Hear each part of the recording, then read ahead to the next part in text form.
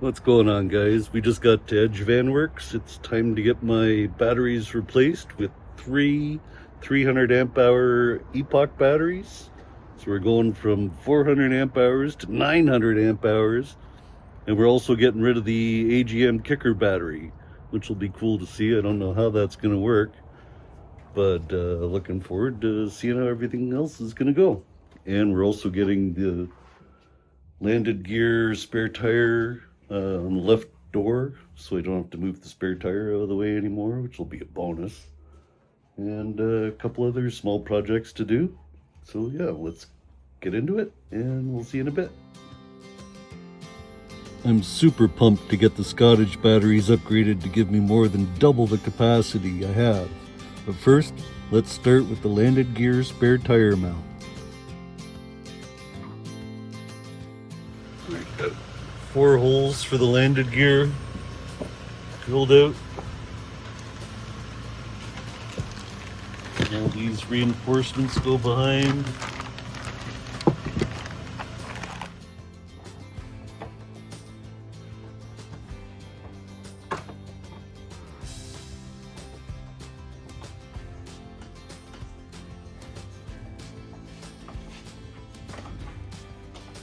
Alright, you can't see the top one very well. Well, you kind of can. Bracket up there. So this is reinforcing the metal behind, since the body metal's so thin. Now you got a bracket on either side here, reinforcing it to the inner metal as well. Sorry, just strengthen up everything. And he's just wiring it up so the third brake light still works, and we'll be good to go. Good job.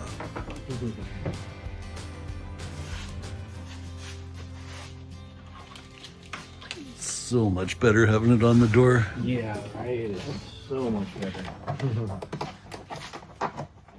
So check out the specs on these Epoch batteries. 11-year warranty, self-heating, Bluetooth. Seriously, how good is that? Alright, so we finally got a better shot of the batteries now that the van's lifted. I'm going to show you where the batteries are located. There's one battery box under here. Pull it. There's my second battery, and that's the AGM there that's going to be replaced with the third lithium battery.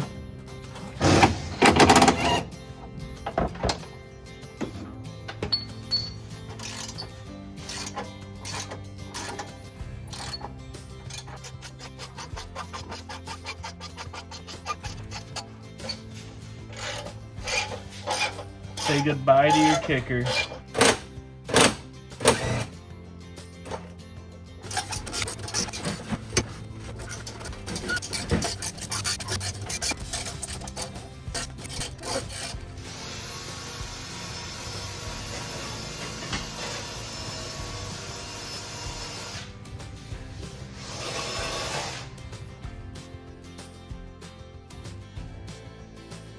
Alright, here's the one lithium battery in place of the AGM.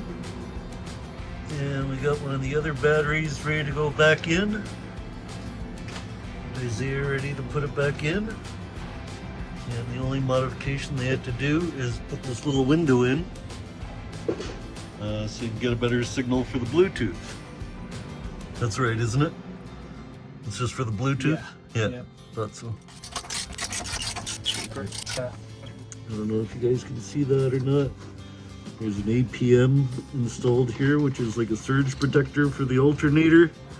Since the AGM battery isn't there anymore, that's going to protect it from any surge if the batteries ever go off.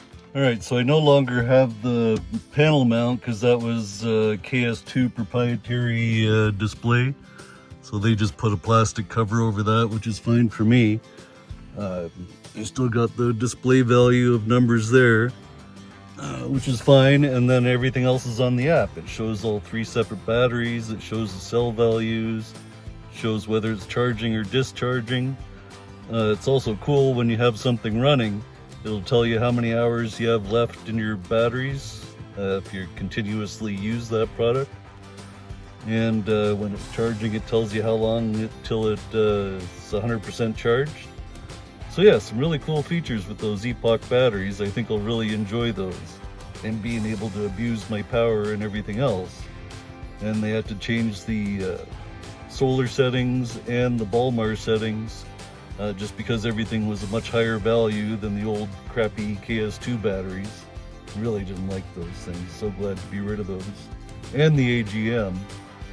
So now everything's running on lithium. There's no relays switching on and off the batteries or anything else. The BMS inside each Epoch battery does that itself. So yeah, much simpler system, much easier system, much better system. Yeah, I think those Epoch batteries are definitely the way to go for everybody. And I'm surprised that more people aren't jumping on board with getting rid of the AGM. I think that's just stupid to have an AGM battery as a kicker battery and not have just all lithiums and have a surge protector on the alternator, and you're all good. All right, so day one is complete. I got my 3 Epoch batteries installed underneath. I got the landed gear spare tire mount put on the back. And yeah, tomorrow we're getting the skylight resealed. Hopefully that's where my water leak was. And what else? Oh, my Sumo springs, they're all ripped up, so they have to be replaced.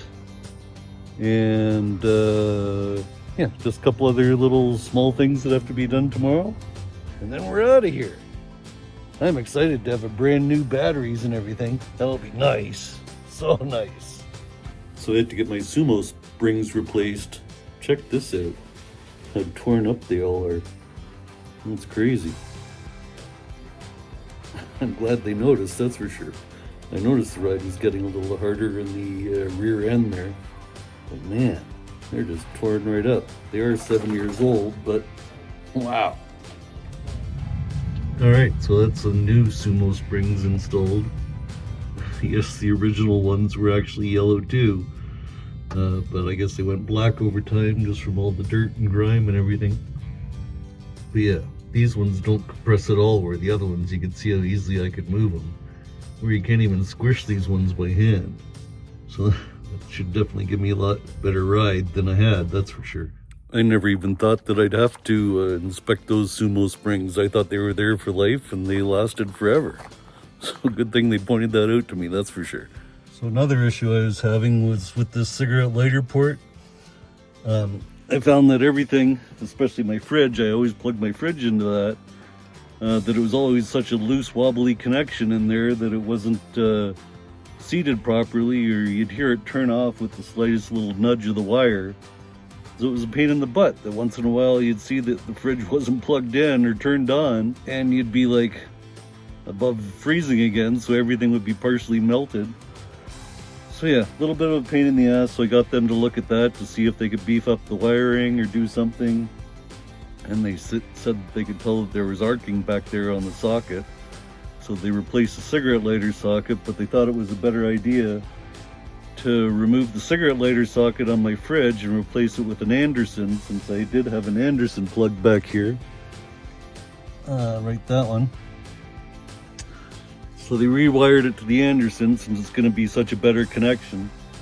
And yeah, hopefully that resolves all my fridge issues.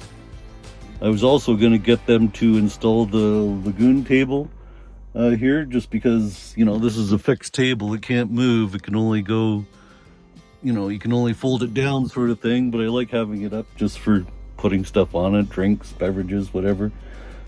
Drinks and beverages, same thing. Anyway.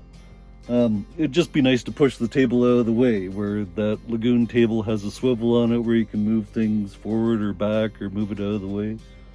So I might even go back there in the spring and get them to do the Lagoon table, because I think that would be a definite bonus feature. They just didn't have time yesterday and I didn't want to ask them anyway, so yeah.